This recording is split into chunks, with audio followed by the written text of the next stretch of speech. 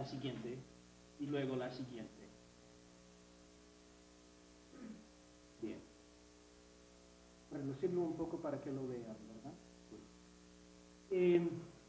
Voy a hablar entonces de la llegada del libro electrónico, las novedades de los aparatos electrónicos de lectura, en inglés se llaman reader devices, y las importancias de estándares, ¿no? El desarrollo de estándares de publicación es muy importante para promover y desarrollar el texto electrónico. También la transformación que estamos experimentando de canales de distribución. Luego el manejo y distribución de los derechos electrónicos y cuáles han sido los desarrollos y las novedades. Luego finalmente qué implica todo eso en cuanto a retos o desafíos para las bibliotecas. La siguiente, por favor. El desarrollo del libro electrónico, del e-book, como lo llaman en inglés. En realidad, si pensamos un poco, hace, digamos, 20 años, esta realidad del libro electrónico ya andaba, ¿no? Hay un científico de cómputo que se llama Alan Kay, que desarrolló lo que se llama el Dynabook, ¿no? Era un tablete, ¿no? Esto hace 20 años, ¿verdad? También, en realidad, en la reunión del ALA de 1805, en la aula de exhibiciones, apareció por primera vez un CD-ROM de texto. Entonces, el CD-ROM ahora es un lugar común casi en todas las oficinas de Z. CD-ROM de libros, primero libros de referencia, ¿no? Y también, pocos años después, salieron los primeros libros en forma electrónica desarrollados para el Macintosh, ¿no? Por una empresa que se llamaba Voyager, ¿no? Hace 2 años después de que salieron los CD-ROM, ¿no? Otra vez, ¿no? Lo estrenaron en una exposición del ALA en San Francisco, ¿no? Estamos hablando en términos de 15, 20 años, ¿no? Ustedes sí también conocen lo que se llama el proyecto Gutenberg, que fue desarrollado por un computólogo en la Universidad de Illinois, donde empezó a montar todos los textos clásicos, ¿no? Cervantes, en inglés, etc. Traducción de Cervantes en inglés, ¿no? Porque lo hacían en la Universidad de Illinois. Bien sabemos el desarrollo de los estándares, SGML por lado de las casas editoras, HTML y ahora nuevamente XML, que son estándares de cómo se debe presentar el texto electrónico, ¿no? Ahora, realmente no vamos a entrar en los problemas de la lectura de texto en una pantalla, porque son múltiples, ¿no? Pero no queremos entrar en ese tema ahora, solamente queremos hablar de lo que está pasando. La siguiente, por favor. Han aparecido los aparatos de lectura y son interesantes en cuanto a las novedades. Por un lado, yo pongo un listado de productos, ¿no? De lectores electrónicos que hoy en día se puede comprar, ¿no? Y voy a dar solamente un ejemplo después. Y por el otro lado, los experimentos, ¿no? De varias empresas, ¿no? Vamos a la siguiente, por favor, para ver un ejemplo de lo que se llama el Rocket eBook. Es un lector como un Palm Pilot pequeño. Estos lectores se pueden comprar en cualquier tienda de Barnes & Noble o tienda electrónica, en catálogos, etc., ¿no? Otro ejemplo que le voy a enseñar, la siguiente, por favor, es un experimento por el grupo de Xerox PARC, en Palo Alto, California, que se presenta como un tablete electrónico que presenta y maneja el texto. Este es un experimento, no se puede comprar esto, pero es muy interesante porque tiene un software que ayuda al proceso de la lectura. Lectura que algunos científicos han hablado de la forma de lectura activa, es decir, la lectura analítica, lectura donde crítica y la analítica.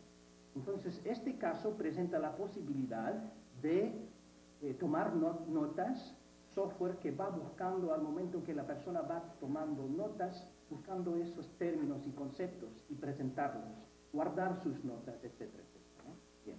Bueno, la siguiente, por favor. Bien. Estándares de publicación. Todos conocemos ya el Adobe Acrobat, ¿no? Formato PDF. También conocemos el HTML. La importancia de estos estándares es que han promovido el acceso y el cambio y el desarrollo del libro electrónico, ¿no? Se acaban de aprobar en septiembre del año pasado un estándar que se llama Open eBook Standard, auspiciado por editoriales, ¿no? Empresas de software, por el National Institute of Standards and Technology, ¿no? También auspiciado por los fabricantes de lectores, aparatos de lectura. Y este estándar permite la edición de un texto en varios formatos, ¿no? HTML, XML, PDF, y lo encapsula en un paquete común para trasladarlo o bajarlo de un aparato o una máquina a otra, ¿no? Cualquier máquina, cualquier software.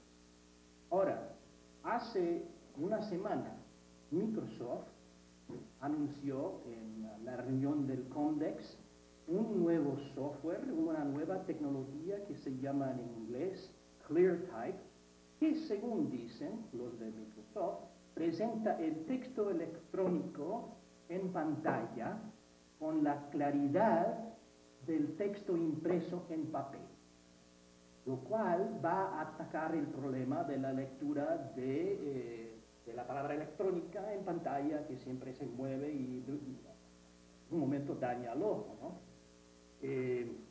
Todas estas, digamos, estos estándares han promovido en el último año, sobre todo, la apariencia de distintas empresas, fabricantes de lectores de aparatos, aparatos de lectura, digo, y también han permitido la transformación de la distribución de la información electrónica, que concuerda con lo que la doctora Estela Morales dijo de la distribución de la información global en ese sentido. Han creado, por lo tanto, yo hago la división en dos partes en realidad, lo que se llama las bibliotecas virtuales, que representan, ¿no?, la lectura del texto electrónico en el web, y la creación de librerías virtuales, donde se entra en la página web del vendedor y se baja el texto a su aparato de lectura. Puede también ser su equipo de cómputo, ¿no?, o su laptop, etc., ¿no? Y hay dos ejemplos que quiero hacer en este caso. La siguiente, por favor. Una empresa que se llama NetLibrary, que es modelo biblioteca virtual, donde se entra y se lee el texto en línea, digamos, ¿no? Han montado más de 11.000 libros de varias casas editoras. La siguiente slide, por favor.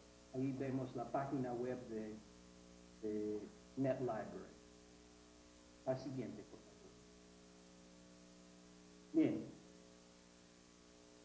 Otro caso que ha promovido el desarrollo vertiginoso del libro electrónico es la cuestión de la distribución y el manejo de los derechos de autor. Y aquí tenemos un modelo sacado de, digamos, la industria de la música. Han desarrollado ellos lo que llaman un Secure Digital Music Initiative Standard, y ahí pongo la página web sobre esto, ¿no? Y a la misma vez, las casas editoras han tomado el modelo de este, digamos, estándar de manejo y distribución de derechos y lo han involucrado en un estándar de ellos, ¿no? Uno que se llama Electronic Book Exchange, la página web de ellos, y implementaciones, ¿no?, de estos estándares. Adobe acaba de anunciar un nuevo programa que se llama WebBuy, donde puedes bajar el PDF y comprarlo si puedes, si quieres, según las normas y los derechos. La casa editora de Estados Unidos, Houghton Mifflin, ha trabajado con otras dos empresas para implementar, ¿no?, el manejo y el uso y el acceso a los derechos. En algún caso, en dos universidades de Estados Unidos, Stanford University y SUNY de Buffalo, ¿no? Los estudiantes ya no tienen sus textos, pues bajan, ¿no?, el texto, el libro electrónico, y lo manejan de esa forma. Y también la semana pasada, Microsoft y la cadena de librerías de Estados Unidos, Barnes & Noble, acaban de anunciar que van a colaborar en un proyecto para crear una tienda virtual, una librería virtual, usando el nuevo software de Microsoft, ClearType, para la venta de libros electrónicos, o en la página web de Barnes & Noble o en sus tiendas, ¿no? Finalmente, la última slide, por favor. ¿Qué significa todo esto entonces para las bibliotecas? Bibliotecas globales, porque estamos hablando de un concepto virtual de la biblioteca y de la biblioteca electrónica. Y estamos, por lo tanto, hablando de una nueva forma o manera de accesar y leer libros. Ya tenemos las publicaciones periódicas, la revista electrónica, etc., ¿no? En México pues, están accesibles todas las revistas de muchas casas editoras, Ideal, Academic Press, Elsevier, etcétera, etcétera. Ahora viene la oleada de los libros electrónicos y los textos. Entonces, esto, en cuanto a los retos y desafíos para bibliotecas, implica una infraestructura de acceso electrónico y banda muy ancha para tener acceso rápido, ¿no? Quiere decir que tarde o temprano, yo diría en 5 años, será muy fácil tener acceso a esta información porque se mejorarán las líneas telefónicas, formas de acceso, e incluso lo que se llama acceso wireless, ¿no? Todavía vamos a tener que preocuparnos con el problema de leer texto en pantalla. El esfuerzo de Microsoft con ClearType está atacando el problema de leer texto. Pero yo siempre he dicho de que vamos a crear unos nuevos inventarios, unos nuevos hábitos de leer, según la información que estamos leyendo en este, digamos, ambiente electrónico. Los accesos a los libros electrónicos, ¿va a ser por la red de la universidad, de la biblioteca, o también va a poder el individuo bajar ese texto al cual tiene acceso la biblioteca por su aparato de lectura? Todavía no se ha solucionado, pero van a haber esas dos realidades. Y el problema también de tener acceso permanente a este texto electrónico, según los derechos que se manejan, ¿no? O la biblioteca, o el proveedor, ¿no? Y así dejo la cosa. Gracias. Muchas gracias. Ahora vamos a dar la palabra al maestro Daniel Mates. El maestro Daniel Mates es el director de la biblioteca de la Universidad de Anáhuac, en la Ciudad de México, quien también hará los comentarios al respecto del impacto de los servicios electrónicos en la cooperación. Gracias, Pablo. Buenos días a todos. Bueno, ya se ha hecho varios comentarios en cuanto a los motivos de formar consorcios, los avances tecnológicos.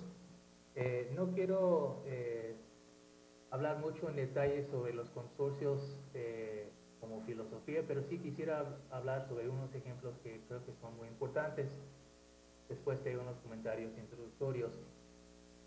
Yo creo que es obvio que el motivo principal de formar consorcios es porque un grupo de bibliotecas siempre va a contar con más recursos que una sola biblioteca. Sin embargo, es importante tomar en cuenta que todas las bibliotecas tienen un valor. Aún las bibliotecas chicas, se ha comprobado, siempre tienen algunos recursos únicos que enriquecen mucho el consorcio. Hay diferentes aspectos de proyectos cooperativos entre bibliotecarios. Uno tiene que ver con el aspecto de acceso bibliográfico, de saber que existe en otras bibliotecas. Otro aspecto tiene que ver con el préstamo multibibliotecario, que es un aspecto que ha sido muy exitoso, como vamos a ver. Y otro aspecto muy importante es pues el intercambio de materiales o el control de materiales para un proyecto cooperativo grupal. Las bibliotecas en este momento pues enfrentamos problemas muy graves. La explosión de la información que todos conocemos es algo que pues desde luego tiene muchas riquezas, pero nos presenta con el problema de que por un lado hay que contar con más accesos en formatos electrónicos, pero a la vez todavía la producción de material impreso sigue aumentando y sinceramente los presupuestos no dan para todo. Una forma de enfrentar este problema ha sido precisamente la formación de consorcios. Hay diferentes modelos para consorcios. Allen y Hirschhorn estudiaron estos modelos y concluyeron que los consorcios que tienen una organización descentralizada, informal, flexible, tienden a no tener éxitos tan importantes y no en un tiempo corto. Según este estudio, lo que se ha visto es que los consorcios que han tenido más éxito son los consorcios que tienen objetivos en común, muy bien definidos, y los consorcios que tienen una organización central, con fondos en esta organización central. Estos últimos dos tipos que tienen un poco más de autoridad central y tienen y fondos suficientes para realmente ir armando proyectos en un tiempo más o menos razonable. Quisiera entrar ahora en mencionar algunos ejemplos que seguramente van a conocer de proyectos exitosos de cooperación interbibliotecaria a nivel internacional, porque yo considero que esta es la tendencia que vamos a ir viendo más y más en el futuro. Yo creo que vale la pena mencionar un ejemplo que conocemos muy bien en México, que es el Grupo Amigos. El Grupo Amigos ya cumplió 10 años. Es un grupo de más o menos 10 bibliotecas de las más importantes de México y un grupo de 20 y tantas bibliotecas académicas, principalmente del suroeste de Estados Unidos. Este grupo, por medio de fax, por medio de correo electrónico y actualmente pues por medio de información disponible por el World Wide Web, han intercambiado documentos, revistas, material microfilmado, inclusive libros, por el apoyo que han tenido por medio de la Biblioteca Benjamin Franklin, que depende de la Embajada Norteamericana en México.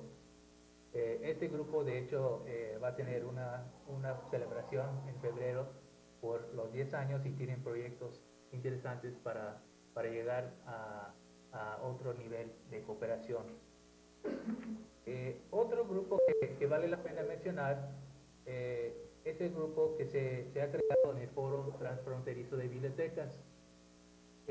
Ustedes que conocen este grupo saben que es un grupo muy informal, no tiene presidente, no tiene vicepresidente, ni mucho menos toda la estructura del ala. Sin embargo, sí ha tenido algunos éxitos importantes. Un proyecto que se desarrolló dentro del contexto del Foro Transfronterizo de Bibliotecas es otro grupo de préstamo multibibliotecario a nivel internacional, a nivel transnacional entre bibliotecas mexicanas y norteamericanas. Este proyecto se propuso el maestro Robert Seal y el maestro Daniel Mates en el 7º Foro Transfronterizo de Bibliotecas, que se llevó a cabo en 1997 en Ciudad Juárez, México, y es un proyecto que sigue funcionando. En este caso son 21 bibliotecas mexicanas, 9 bibliotecas, 11 bibliotecas de Estados Unidos, perdón, y a diferencia del otro grupo, aquí tenemos muchas bibliotecas que son del interior de la República Mexicana, y aquí estamos también hablando de bibliotecas que no son tal vez tan grandes, pero igualmente tienen recursos bastante interesantes. Un ejemplo que no se menciona mucho fuera del contexto de las bibliotecas médicas es el caso de BIREME, la Biblioteca Regional de Medicina, que físicamente se localiza en Sao Paulo, Brasil. Esta biblioteca se formó en 1967 cuando se firmó un convenio entre la Organización Panamericana de Salud y el Gobierno Federal de Brasil. Ha hecho realmente una serie de proyectos. BIREME sigue trabajando muy fuerte. Afortunadamente cuentan con apoyo de diferentes fuentes. Han trabajado activamente en la formación de bases de datos. Una se llama LILAS, que es Literatura Latinoamericana y del Caribe en Ciencias de la Salud. Esta base de datos indica información de publicaciones latinoamericanas que se han publicado desde 1982 y actualmente cuenta con más de 150,000 registros. Es una forma muy importante de localizar información sobre la salud que se ha publicado en América Latina y el Caribe. Cabe comentar que también en un proyecto actual que comenzó hace 2 años, la biblioteca que es BIREME, en conjunto con las bibliotecas que son los centros nacionales en diferentes países, como el caso del CENIT en México, están formando lo que se llama la Biblioteca Virtual en Salud. Entonces, definitivamente ya en este año vamos a comenzar a ver avances importantes en este proyecto que se supone que va a quedarse muy bien estructurada para el inicio de 2001. Otro proyecto que también creo que vale la pena mencionar y que hasta cierto punto se desconoce es del Ibero-American Science and Technology Education Consortium, ISTEC. Este es un proyecto que comenzó en 1990 a raíz de una inquietud de parte de la Universidad de Nuevo México, aquí en Estados Unidos, sobre cómo poder accesar información técnica que se produce en América Latina y cómo apoyar el desarrollo regional, apoyando en el sentido de compartir información que se publica también en otros países fuera de esta región. Actualmente este grupo cuenta con de 15 países latinoamericanos y de Estados Unidos. La oficina central está precisamente en la Universidad de Nuevo México. Hay también una oficina en la Universidad de Vigo en España y la Universidad Estadual de Campinas, UNICAM, en Brasil. Este proyecto también comparte información, básicamente la información que tiene la Universidad de Nuevo México, sus bibliotecas, básicamente artículos que tienen por sus revistas electrónicas, por sus bases de datos de texto completo. También este grupo, cabe mencionar, tiene interés en apoyar el diseño de laboratorios de ingeniería portátiles menos costosos. Y lo que sí es un aspecto fundamental de este programa es que los socios tienen interés en que los proveedores grandes de Estados Unidos y otros países indicen la información técnica académica que se publica en América Latina y el Caribe. Nada más quiero mencionar un grupo que todos conocemos, que es OCLC, Online Computer Center, que se formó en 1967 en el estado de Ohio, donde las bibliotecas querían compartir su información catalográfica. Este grupo se creció mucho, hay otras misiones, la entrega de documentos, formas automatizadas de tramitar el préstamo interbibliotecario. Hay un sinfín de proyectos, ha tomado un papel de vanguardia este grupo y sigue creciendo. En este momento trabajan en este grupo 34,000 bibliotecas en 67 países. Muy brevemente, la Association of Research Libraries, que es una asociación de 122 de las bibliotecas más grandes de Estados Unidos, también tienen una serie de proyectos para localizar y para compartir información que no existe en bibliotecas norteamericanas. En el caso de América Latina hay un proyecto grande que incluye no únicamente la indización de esta información, sino también un sistema de entrega de documentos. El último consorcio que quiero mencionar tiene poco tiempo, se llama International Association of Library Consortia, ICOLC. Se formó en 1997 básicamente porque había muchas inquietudes de parte de consorcios de todas partes del mundo.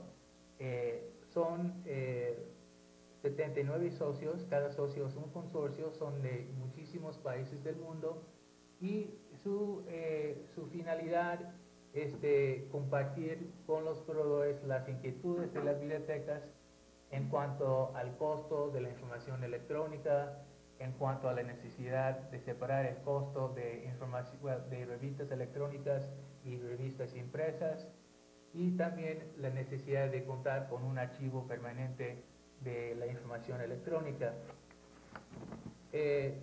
Bueno, esta es la situación en general. Hay muchos otros grupos que son de mucha importancia, pero pues no hay tiempo para mencionarlos. Lo que yo creo que vale la pena decir es más o menos lo que dijo la doctora Morales.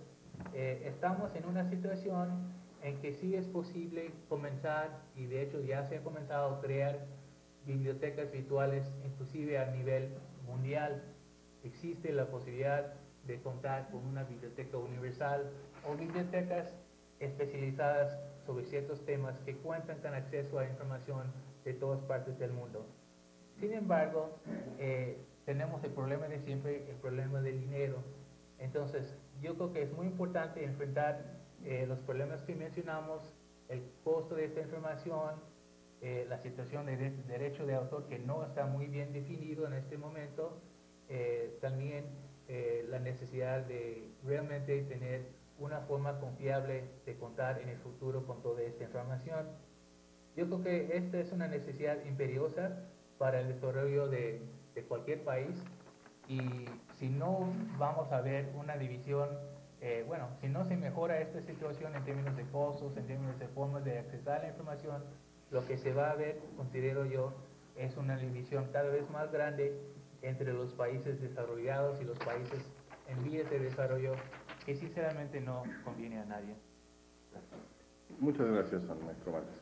Yo brevemente voy a hacer algunos comentarios también en este orden, y después tendremos una segunda ronda muy breve para algunas puntualizaciones, y después abriremos una sesión de preguntas y respuestas tanto en esta sala de San Antonio como las salas que tenemos en otros lugares. Yo simplemente quisiera decir que algunos de los aspectos que los nuevos servicios electrónicos han revivido no son aspectos nuevos, son aspectos que ya los teníamos ahí, como el derecho de autor, como las formas de búsqueda, pero que la forma misma de los nuevos instrumentos nos reviven el tema y nos lo hacen más actual y nos plantean una problemática diferente. De hecho, el derecho de autor siempre ha estado ahí, siempre hemos tenido la presión de que tenemos que respetar el derecho de autor, pero pues de alguna forma los materiales estaban en la estantería, el usuario podía llegar a tomarlos, sacar una fotocopia del mismo, pero el hecho de que ahora estos materiales estén en forma electrónica y estén controlados por los programas de software y hardware de la computadora, nos indican qué uso se ha dado a estos materiales, y nos llevan a que tenemos que ser más cuidadosos con los derechos de autor. El derecho de autor, bueno, si bien tiene la ventaja de que se respete el derecho de autor, también tiene la contraparte, que sería el que el usuario tiene, por la necesidad de pagar ese derecho, que nos hacíamos de la vista gorda en algunos casos y no los cumplíamos, tienen que pagar el derecho de autor, y entonces esto encarece los servicios. Por lo tanto, las condiciones... Antes comprábamos los materiales simplemente o directamente con el editor o directamente con el autor o a través de un intermediario, pero no teníamos que establecer reglas de uso. Ahora tenemos que firmar contratos, a veces es muy complicado porque estos contratos tienen que ir con un abogado, y el abogado de la institución y el abogado de la empresa, y entonces hasta que encontramos una forma que sea benéfica para los dos, y entonces hay un contrato para el uso de los materiales. Y nos lleva también a algunos otros aspectos, como son la necesidad de no estar inventando programas nuevos, sino que al contrario, tenemos que tratar de encontrar normas internacionales tanto para el almacenamiento de la información como para la recuperación, porque podemos, si no lo hacemos, podríamos llegar al caos de que cada biblioteca o cada proveedor tuviera sus propios productos que no fueran compatibles con los demás, y entonces sí sería un caos informativo. Ahora, por otro lado, nos señala dos aspectos importantes que me parece que ya han sido tratados por mis colegas, pero que valdría la pena destacar un poco. La posibilidad de preservar la información. Bueno, eso es una doble cosa. Por un lado tenemos la preocupación del bibliotecario, la preocupación de las instituciones de cómo vamos a conservar los materiales en forma electrónica. En libro, bueno, pues el libro lo tenemos ahí desde hace muchos siglos y ha cambiado la calidad del papel, ha cambiado la calidad de las tintas, la encuadernación, pero el libro está ahí. Sin embargo, los formatos no cambian. Sin embargo, en las computadoras el problema y la gran duda es, bueno, ¿qué va a pasar en el momento en que los sistemas de recuperación o los sistemas de almacenamiento no sean compatibles con las nuevas tecnologías? La industria de la información es una industria terriblemente cambiante. Bueno, y tenemos casos muy serios, ¿no? El caso del censo norteamericano de hace 15 o 20 años, en el que 10 años después se hace un nuevo censo y se encuentra que, como se hizo con unos equipos UNIVAC, ahora ya no es compatible con las nuevas cosas, entonces hay que recapturar toda la información para poderla hacer compatible. Si nosotros no vayamos más lejos, si nosotros hubiéramos almacenado alguna información en los discos flexibles de 7.5, pues ahorita tener esa información y no tenerla es exactamente lo mismo, porque nadie lo va a usar. Las grandes cintas, estas lectoras que antes teníamos para el almacenamiento de datos, esto es cosa del pasado, cosa verdaderamente obsoleta. Entonces, este tipo de cosas es algo que tenemos que resolver en cuanto a la conservación. Y por último, creo que es importante los esfuerzos cooperativos que se hacen y que impactan en la cooperación de las bibliotecas, el que podamos compartir recursos que de otra forma no serían compartidos. Curiosamente, la parte electrónica ha venido a romper un poco aquellos mitos de que ciertos materiales que eran muy importantes para una biblioteca y que le daban cierto valor, ahora los puede compartir. Esos ejemplos estarían, por ejemplo, voy a poner dos ejemplos, en el caso de lo que mencionaba Gary Brown de la Net Library, que algunas bibliotecas son las que facilitan que estos libros que no son, que están en muy pocas bibliotecas, estos libros sean digitalizados y ahora sean utilizados por una gran parte de la comunidad. Y el otro ejemplo que podríamos poner es el ejemplo de las revistas con JSTOR, en que algunas bibliotecas han ido completando, no tenían la colección completa de la revista Nadie, pero entonces entre todos han completado la colección y ahora está a disposición de las bibliotecas. La biblioteca puede tener, bueno, esto lo teníamos desde el microfilm en algunos casos, pero ahora podemos tener una recuperación muy rápida por palabras, por términos, en forma electrónica, que es un esfuerzo cooperativo. Yo lo quiero dejar hasta aquí y quisiera abrir una muy breve segunda ronda con mis colegas para que si quieren hacer alguna precisión, algún comentario de lo que otros hicimos, lo hicieran. Digamos que tendríamos entre 2 y 3 minutos por participante. ¿Estela? Sí. Yo quisiera hacer énfasis en esto de las normas. Que en el mundo globalizado, que aparentemente cuando se empieza a hablar de esto se rompe, creemos que se rompe el uso de las normas porque a nadie nos gusta, o a la mayoría no nos gusta. Yo quisiera recordarles que en el mundo globalizado económico, la inversión, que es lo que ha hecho esta globalización, se da de mejor manera, o se deja de dar, si hay leyes que garantizan esa inversión. Y la ley es una norma. En el momento de la ausencia de la ley se va la inversión. Entonces, quiere decir que la norma es importante. En la parte industrial, la norma nos ha llegado por la parte industrial. O sea, cuando viene la IBM Micro poniendo la norma, pero nos están imponiendo la norma porque en la medida que son compatibles con otros industriales, ellos tienen más mercado.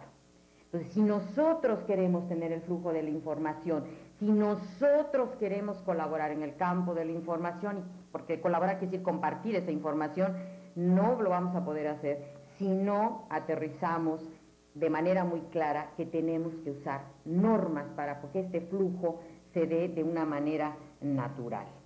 En cuanto a esto de los consorcios de la colaboración, yo creo que sí es muy importante todos estos grupos y es importante la flexibilidad, pero también lo que es algo que no puede tener discusión si estamos hablando de productos reales, es que en la colaboración, para que se dé de manera sana, tiene que buscarse equivalencia, tiene que buscarse equidad.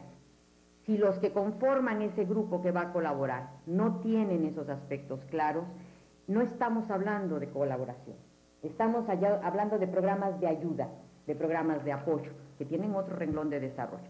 Podríamos hablar hasta de programas de beneficencia, pero si estamos hablando de programas de colaboración, tenemos que buscar equivalencias y equidad en cada uno de los participantes, porque si no se desnivela y esto no se da, ¿sí? Y en cuanto a esta maravilla de la electrónica, creo que es una gama impresionante de posibilidades, pero cuando hablemos de colaboración también tenemos que pensar que es formar algo para servicio común, no nada más convertir nuestros registros a medio electrónico, no nada más comprar libros e información en medio electrónico o crear bases de datos. Eso es una parte, es la primera semilla. Para que haya el convenio, para que haya el programa de colaboración, quiere decir que esto lo tenemos para que se use de manera común. Entonces ahí creo que también es importante, porque hablar de colaboración es muy bonito y muy fácil de firmar el acuerdo.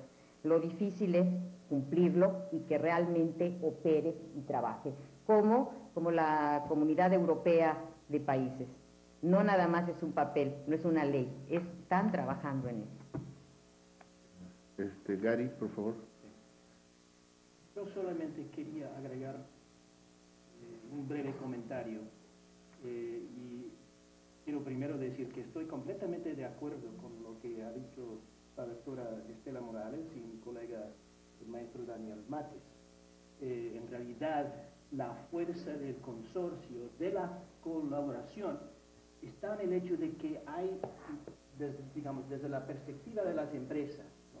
Las empresas desarrollan sus productos, sus normas, etcétera, porque quieren un mercado amplio, ¿verdad? Y realmente los clientes de las empresas son las bibliotecas, los bibliotecarios, los lectores y los quehaceres de las bibliotecas de los consorcios. Entonces, la importancia de la colaboración verdadera, yo creo que la historia nos ha enseñado a lo largo de los, últimos 25 años, con el consorcio más grande de bibliotecas, que es OCLC, que hay que tener una estructura, ¿no? Es decir, hay que firmar el contrato y llevarlo a cabo por responsabilidades, ¿no?, de las bibliotecas individuales. Eso yo creo que está ya dado por sentido en ese aspecto. Otra cosa que mencionó la doctora Morales, lo cual lo creo muy importante, sobre todo en el desarrollo, de consorcios y de aportes de bibliotecas, es el aporte o la colección local. Hay varios proyectos. Yo me acuerdo en una conferencia de antropología en el Museo Nacional de Antropología, me enseñaron el CD-ROM que acababan de hacer, ¿no?, de todos los documentos coloniales de México. Me pareció una maravilla, ¿no? Y un buen ejemplo de colección local llevado por un medio electrónico, en este caso el CD-ROM, ¿no?, que provee esa información, al universo de investigadores, ¿no? Yo siempre he dicho en mi contacto con mis colegas de América Latina que hay que esforzarse para colaborar y hacer proyectos como BIREME, como el proyecto de la UNAM de indizar las Latinex, ¿verdad? usar estos medios y proveer algo único del ambiente que se experimenta y de que se presencia, ¿no?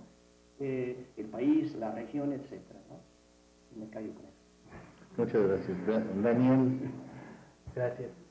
Bueno, yo creo que hay un tema que no se ha mencionado explícitamente que es de importancia aquí. Lo que pasa es que hay que hablar un poco sobre el proceso de comunicación académica. Yo creo que este proceso ha sido más o menos constante durante un buen tiempo, con los actores principales siendo los autores, las editoriales, proveedores y las bibliotecas.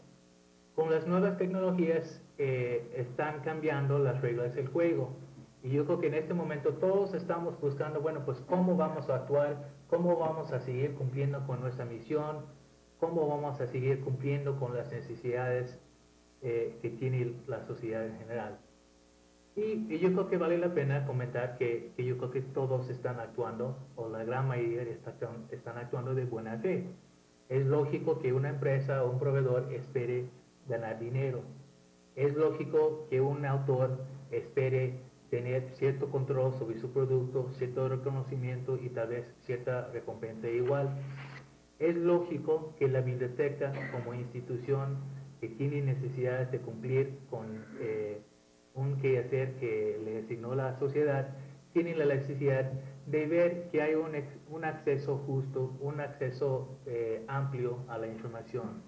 Entonces, yo creo que todos estos actores están buscando la forma de llegar a un nuevo arreglo en que hay justicia para todos, en que todos podemos estar satisfechos.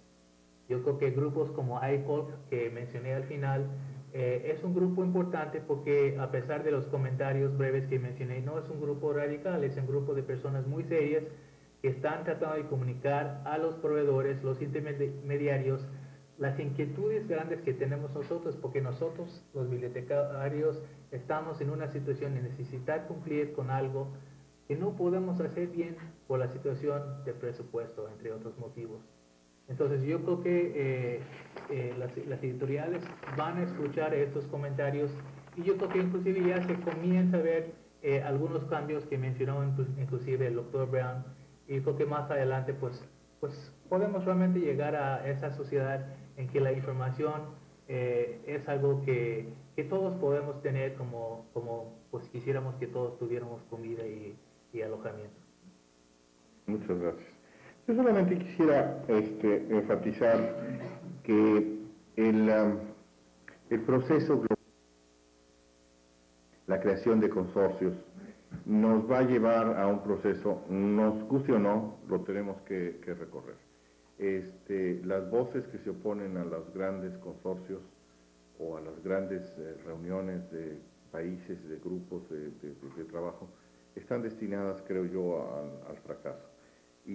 Pero tenemos que partir de un poco de esta filosofía que dice que nadie es tan rico que no pueda recibir algo, ni nadie tan pobre que no pueda dar. Estas pequeñas bibliotecas o estas bibliotecas de algunas regiones tienen algún tipo de materiales especiales que les dan el valor y sobre todo el esfuerzo conjunto de las bibliotecas de una zona los van a hacer mucho más operativos. Si no, las diferencias, si no se reúnen a trabajar, estas diferencias con los nuevos recursos electrónicos, como decía Mates, van a ser enormes, van a ser no solamente entre países, sino entre bibliotecas ricas y bibliotecas pobres. Yo creo que la única forma es que todos empecemos a trabajar, tengamos la conciencia que tenemos que trabajar en consorcios locales, regionales, especializados, etcétera, y que algún día tendremos que tener el consorcio de consorcios, como lo fue Internet o como lo ha sido Internet.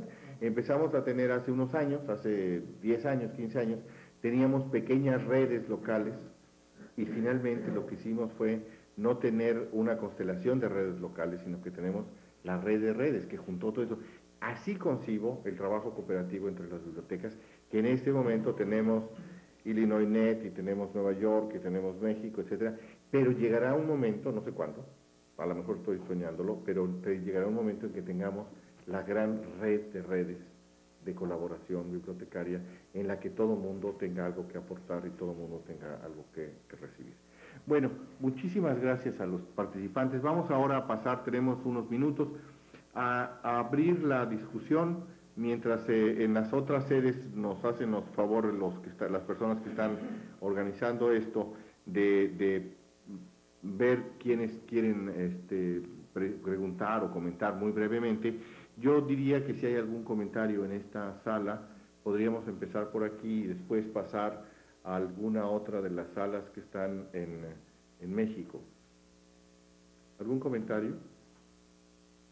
Jesús Lao, por favor. Ay, a la derecha. Un comentario y una pregunta. Nosotros adquirimos el año pasado 500 títulos ya de NetLibrary y lo que hemos descubierto es que realmente es un esquema nuevo, tiene muchos beneficios, pero sin embargo muchos de los esquemas del uso son exactamente del libro de papel. Voy a mencionar nada más uno. Por ejemplo, el usuario nada más puede copiar una página a la vez. Claro, tiene también el beneficio grande de que lo puedes poner 24 horas dentro de la biblioteca. Pues es un ejemplo, ¿no? Es decir, creo que el desarrollo de los medios electrónicos es fantástico, sin embargo todavía tenemos ataduras, ¿no? Que son normales y son justificadas de las cuestiones económicas. Bueno, la pregunta que tengo es la siguiente para Gary Brown. ¿Cómo ve el papel de los distribuidores de libros como Blackwell ante este cambio de los medios electrónicos, que están surgiendo nuevos distribuidores con otros esquemas? Blackwell, ¿cómo va a enfrentar este cambio? ¿Cómo va a permanecer en el mercado? Gracias. Gracias. Muy buena la pregunta. Yo creo que en realidad todos los proveedores, no únicamente los, digamos, distribuidores de libros, sino también las casas editoras, igualmente como los intermediarios de publicaciones periódicas, están enfrentando estas novedades y este periodo de transición. Es interesante que en el caso de NetLibrary, brevemente un comentario y luego la respuesta a su pregunta. En el caso de NetLibrary, la idea de NetLibrary era montar en un, digamos, plazo de tiempo breve una gran cantidad de libros. ¿Quiénes son los dueños de esos libros? Pues las casas editoras, ¿verdad? Entonces decidieron desarrollar un modelo que es, como usted ha bien dicho, un modelo del libro impreso en papel. ¿Por qué? Para atraer a las casas editoras a dejar derecho de acceso a su libro en forma electrónica, pero desde la perspectiva limitada, se da por entendido, sí, limitada, pero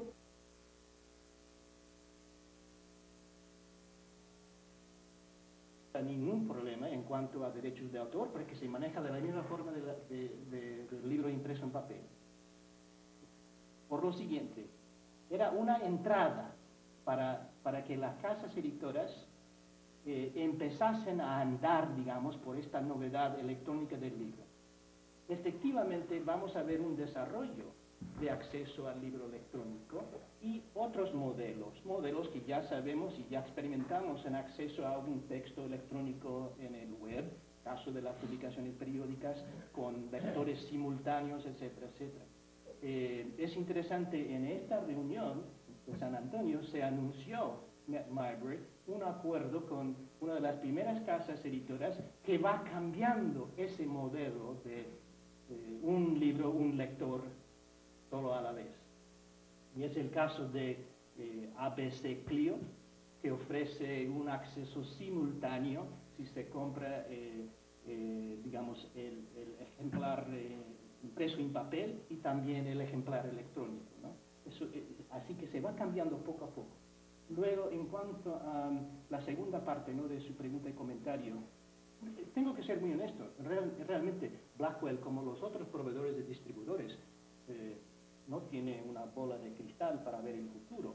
Están accionando y es interesante que un grupo de inversionistas en esta nueva empresa de NetLibrary, porque es una empresa privada aún, fueron un grupo de casas editoras, de distribuidores, incluso McGraw-Hill, Houghton Mifflin, Blackwell, también EBSCO, ¿no? De la casa de distribución de publicaciones periódicas, invirtieron 70 millones de dólares en esta empresa NetLibrary, ¿no? de libros electrónicos. Muchas gracias. Vamos ustedes van a quedarse con los ponentes. Yo quisiera dar mejor la oportunidad a las otras sedes de que hicieran algún comentario, alguna pregunta, y quisiera preguntar si en el Palacio de Minería hubiera alguna pregunta, algún comentario. Rodríguez, es una pregunta de la maestra Aurelia Orozco, de la DGB. Sí, por favor. Buenos días. Tomando en consideración todos los aspectos que inciden en la globalización de la información, factores tales como normalización, tecnología, recursos económicos, humanos y materiales, etc., ¿qué posibilidades se le ven a importantes sistemas bibliotecarios mexicanos de integrarse y participar activamente en consorcios de información a nivel internacional? Bueno, creo que se me toca a mí. No, bueno, estamos trabajando de alguna forma en los consorcios, bueno, no en consorcios internacionales, estamos tratando de establecer un consorcio en México, pero sin lugar a dudas ya colaboramos con algunas otras instituciones nacionales y extranjeras, y bueno, hay algunos esfuerzos como que ustedes conocen como los mismos índices de información que produce el SICH, el ex-SICH, que ahora los hace la DGB, que son esfuerzos cooperativos muy importantes para la recuperación de información latinoamericana. Yo creo que hay un camino muy importante, hay una beta que debíamos explotar, pero creo que sin que una cosa sustituya a la otra, creo que en este momento en México lo que tendríamos que estar poniendo énfasis sería en el establecimiento de consorcios internos, nacionales, tanto especializados como locales, regionales, que nos permitieran después, con ese peso de un consorcio local, poder trabajar con otros consorcios. Muchas gracias. ¿Alguna otra pregunta?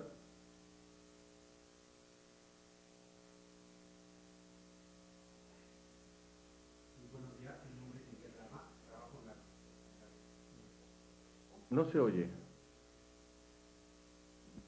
Sí, buenos días, ¿me escuchan? Sí, ahora sí. Sí, mi nombre es Miguel Gama, trabajo en la Dirección General de Servicios de Cómputo Académico.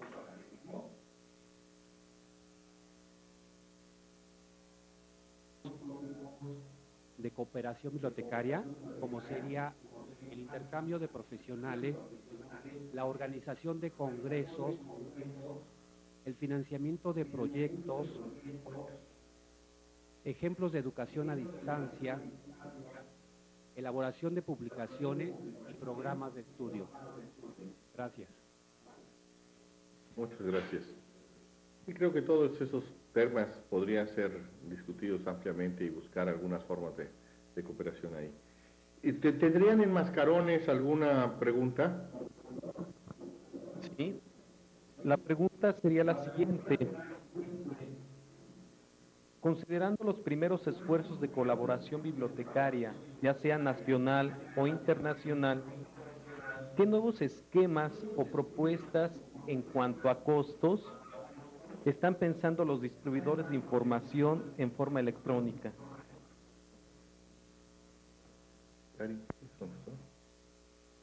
Gracias por la pregunta, y es muy buena la pregunta.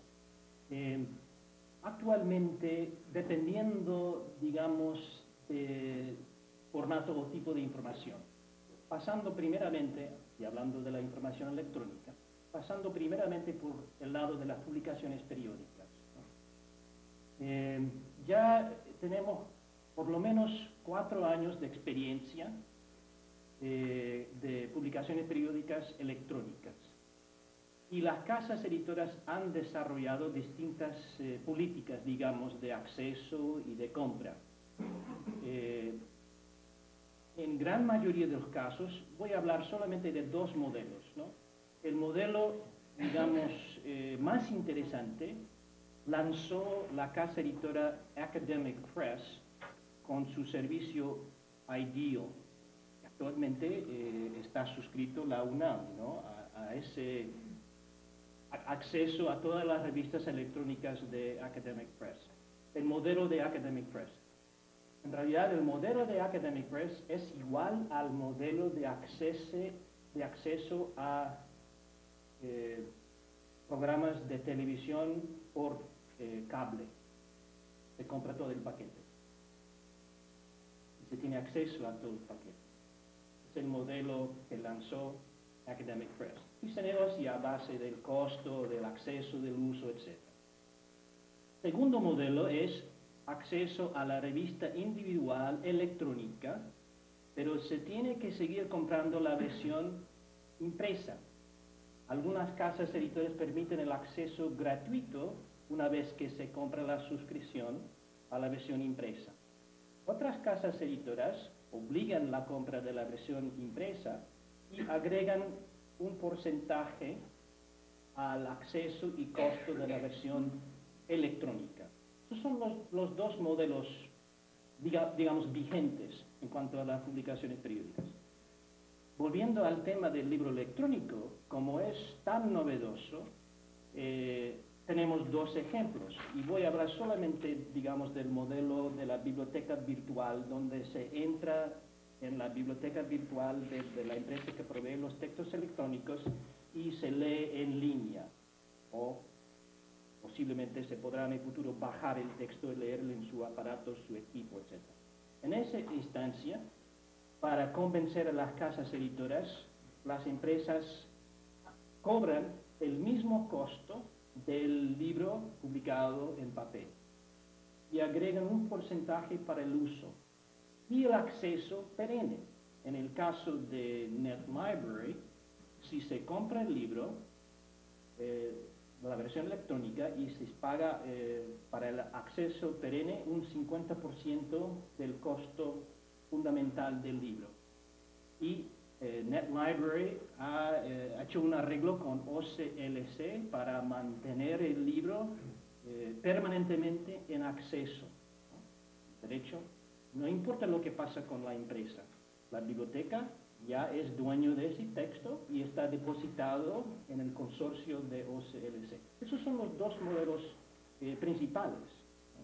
En cuanto a acceso a información en formato, digamos, seriada, publicaciones periódicas, artículos y libros, ¿no? Muchas gracias.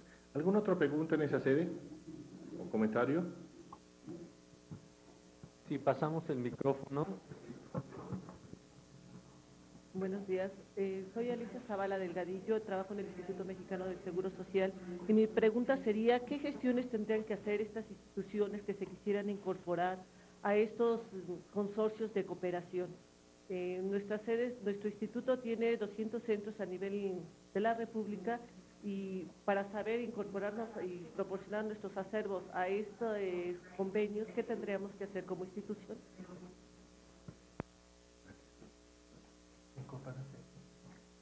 Para incorporarse a un consorcio que tendrían que hacer leyes de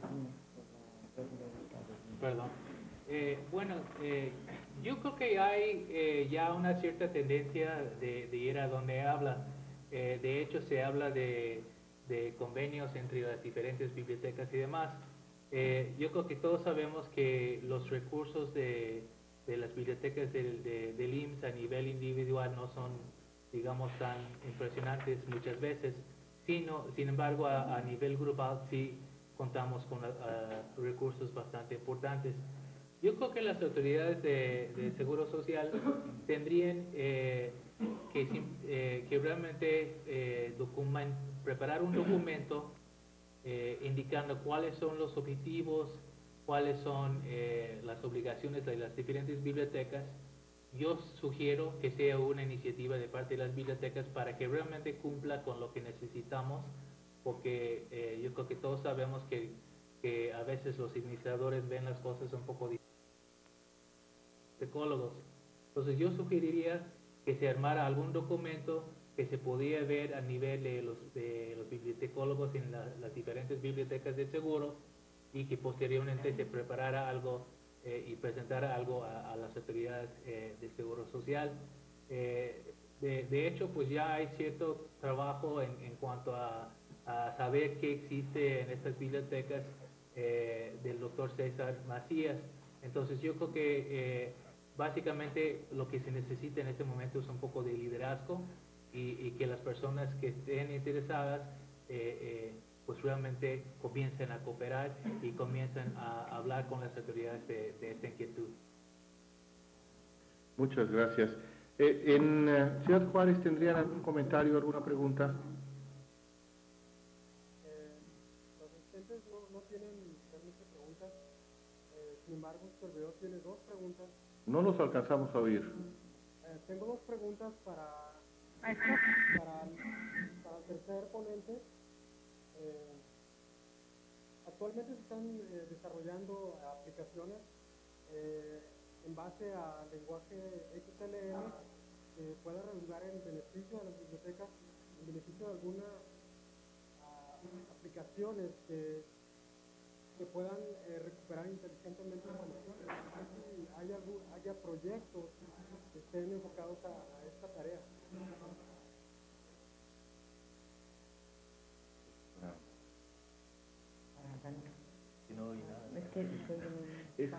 La pregunta es para el... necesitaría hablar un poco más cercano al micrófono. ¿Perdón? Y más... bueno, mira, la pregunta es la siguiente, y es para Gary Brown. Hay actualmente desarrolladas algunas aplicaciones en base al lenguaje para el Internet, de manera que las bibliotecas ahora están buscando recuperar información de una manera más inteligente, con aplicaciones con más potencial, como las que se encuentran en los negocios, por ejemplo, en Internet.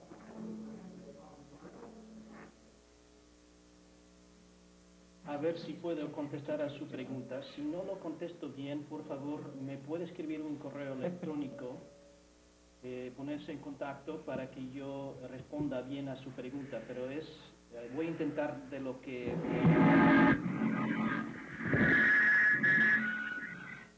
Creo que la pregunta se iba por el lado del formato de HTML o el formato que se usa para un texto.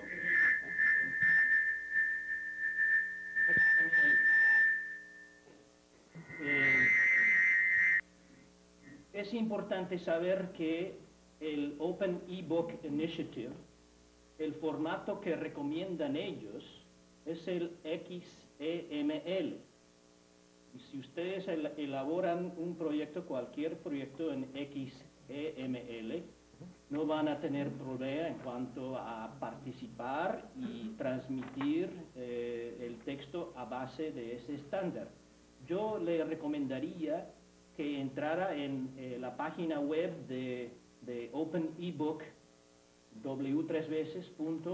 como una palabra, openebook.com, y ahí se puede bajar información sobre esta nueva norma, el estándar. También copiar el estándar, porque está asequible ahí, y ponerse al corriente de lo que va pasando en cuanto a este estándar y las normas que van usando, ¿no?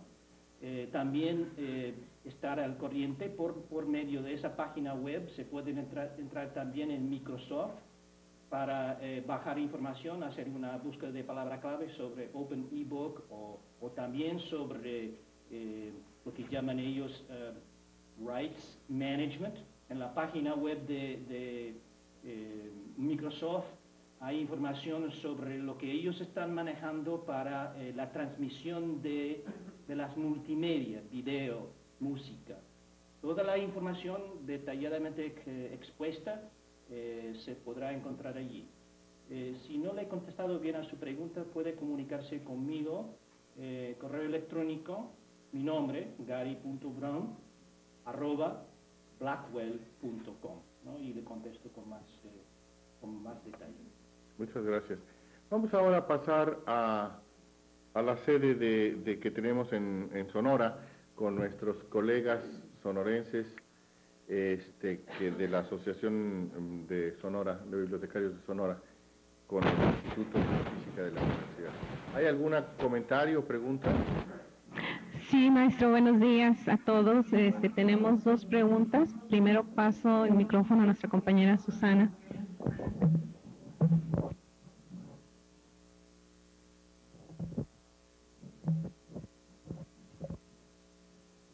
Bueno, miren, mi nombre es Susana Macías, de la Biblioteca Pesqueira del Museo de la Universidad de Sonora, y precisamente mi pregunta es con respecto a las tesis y las hemerotecas. En ese sentido, ¿cómo se puede dar la colaboración pues entre todos los consorcios, ¿no?, que vamos a estar ligados en acuerdos, en convenios, y también cómo se va a ver el derecho de autor de los tesistas, porque no hay casas editoras con las cuales hay que hacer contratos? Claro, bueno, lo que sucede es que yo creo que ahí hay que hacer, son dos temas, uno son las publicaciones periódicas y otro son las tesis. En el caso de las tesis habría que establecer muy claramente con los autores cuál es el derecho que conceden a las universidades para la consulta de las tesis. Bien puede ser consulta sin posibilidades de publicación o de copia, bien puede ser que le cedan la posibilidad de que lo distribuya con fines académicos, o en fin, habría que verlo. Y en el caso de las revistas, yo creo que ahí hay, bueno, las revistas internacionales de ciencia que se pueden comprar en forma cooperativa entre varias instituciones, pero también estarían aquellos recursos locales que pues van a ser muy importantes, como por ejemplo las colecciones de revistas locales que ayudarían a el estudio de aspectos sociales, políticos, económicos. Tienen, por ejemplo, las colecciones de revistas muy completas, de revistas que se han publicado en el estado de Sonora y que pues solamente ustedes las tienen, y que esto podría ser el gran aporte que ustedes dieran a un consorcio, el poder poner a disposición del consorcio este tipo de materiales. Pero creo que habría que irlo viendo y tratar de localizar los puntos de coincidencia para poder colaborar. ¿Alguna otra pregunta? Sí, maestro. Es en relación a qué es lo que están pensando hacer los proveedores para abrir las compras a consorcios en lo que se refiere a revistas electrónicas y bases de datos. Si habrá algún modelo de consideración para aquellas instituciones que por el número de usuarios potenciales y la dimensión de la institución no sea tan grande como, por ejemplo, la Universidad Nacional Autónoma de México, el Colegio de México, etcétera. Si ellos están pensando en establecer costos diferenciales o piensan establecer el mismo costo para todas las instituciones. Es muy buena la pregunta. En la actualidad, hablando de las publicaciones periódicas y acceso a ellas, el modelo de Academic Press responde directamente a su pregunta, pero a base de consorcio, porque el modelo de Academic Press, IDEO, no permite la compra por una sola institución, permite la compra de un grupo de instituciones bajo un consorcio. Y todos los miembros del consorcio, no importando de su tamaño o número de estudiantes, tienen acceso a la colección completa. Se hace un formulario de costo de todas las instituciones, pero supongamos en el caso de su institución que solamente tenía, digamos, 2 suscripciones, en este caso a las revistas de Academic Press, se podría arreglar y efectivamente funciona de esta forma, de que todas las instituciones de ese consorcio tienen acceso a las 176 revistas de Academic Press. Y es la belleza de la formación de un consorcio, porque precisamente contesta a su inquietud de, siendo una institución no tan grande como los grandes, también va a tener acceso a la misma información y la cantidad de la información que tienen los grandes, ¿no? Así que, como bien dijo Lazarillo de Torres, ¿no? Hay que arrimarse a los buenos, ¿no? En ese sentido, ¿no? Funciona, ¿no? El concepto. Gracias. Bueno, por un error, le he tratado de dar 2 preguntas a cada una de las sedes, por un error a Ciudad Juárez nada más le di una. ¿Habría alguna otra pregunta de Ciudad Juárez antes de que nos tuviéramos que despedir?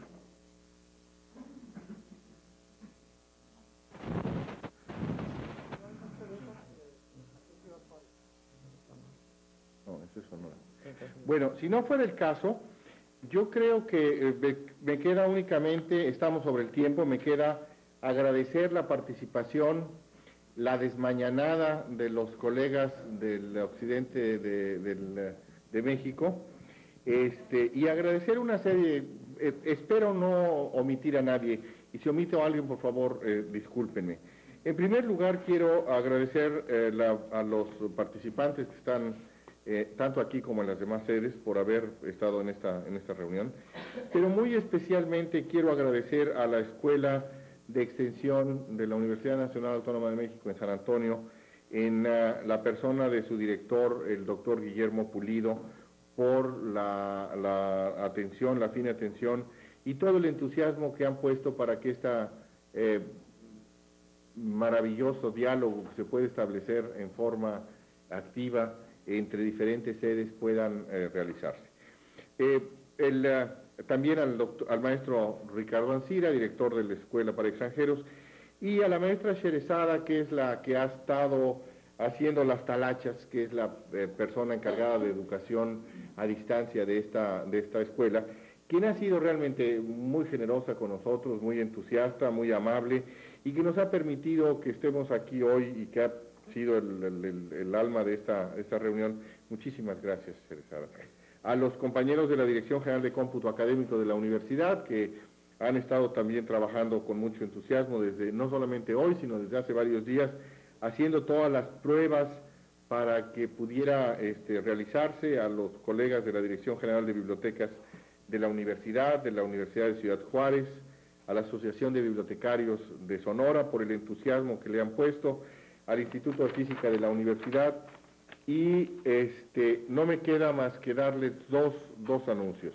Uno, los bibliotecarios que tienen que ir a las visitas o van a ir a las visitas, a las 10:45 estarán saliendo del Hotel Menguer y los puede acompañar Ana Hartnett, que está aquí en la puerta de la afuera, y los puede llevar a estas visitas.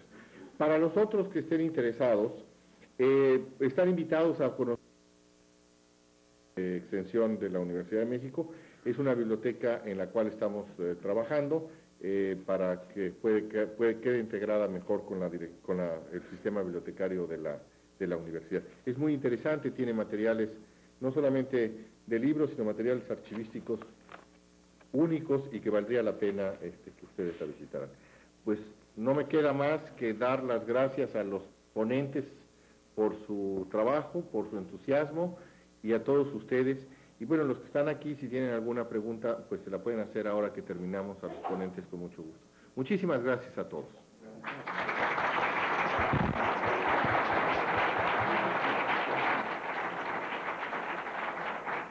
Está bien padre, ¿no?